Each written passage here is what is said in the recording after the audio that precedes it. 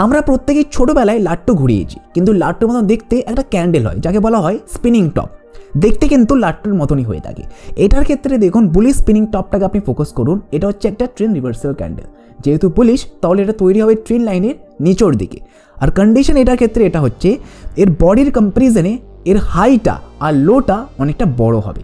এটার ক্ষেত্রে তো আইডিয়াল ইমেজ আছে। এটার ক্ষেত্রে দেখুন হাই লোটা কিন্তু সমান আছে, এই পোর্শনটা একদম সমান আছে। কিন্তু যখন আমরা রিয়েল মার্কেটে ট্রেড করব তখন হয়তো এর হাইটা একটু ছোটো হবে, লোটা অনেকটা বড় হবে। এটার ক্ষেত্রে আইডিয়াল ইমেজ আছে।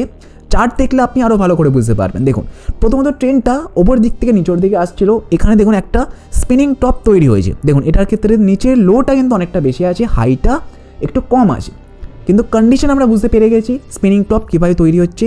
এবারে যেহেতু স্পিনিং টপ যখন আমরা দেখতে পাবো এরকম চার্টের ওপর, তাহলে আমরা ট্রেড করব তার পরের ক্যান্ডেলটা দেখে।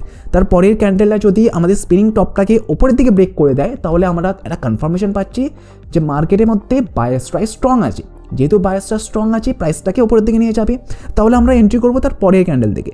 তার পরের ক্যান্ডেলটার ক্লোজিং প্রাইস থেকে আমরা এন্ট্রি করব। আমাদের স্টপ লস হবে স্পিনিং টপের লোটা, আর যতটা ডিফারেন্স তৈরি হলো এটাই আমাদের জন্য রাখবো আমরা নেক্সট টার্গেট। ঠিক আছে, তাহলে আপনি এইভাবে খুব ইজিভাবে বুলিশ স্পিনিং টপের সাথে ট্রেড করতে পারেন। তবে এই যে কালারটা আপনি এখানে গ্রিন দেখছেন, এটা হয়তো রেডও হতে পারতো, কিন্তু তৈরি হচ্ছে যেহেতু নিচের দিকে, প্রাইসটাকে উপরের দিকে রিভার্স করবে। এই ধরনের ভিডিওস দেখতে সাবস্ক্রাইব করে নেবেন। আর এই ভিডিওসগুলো বানাতে আমাকে খুবই এফোর্ট করতে হয়, কিন্তু এই ভিডিওটাকে লাইক করতে আপনাকে একটু এফোর্ট করতে হবে না। তো এই ভিডিওটাকে আপনি লাইক অবশ্যই করবেন, আর সাবস্ক্রাইব তো আপনি করে নিয়েছেন, না করে থাকলে অবশ্যই আপনি সাবস্ক্রাইব এখনই করে নিন।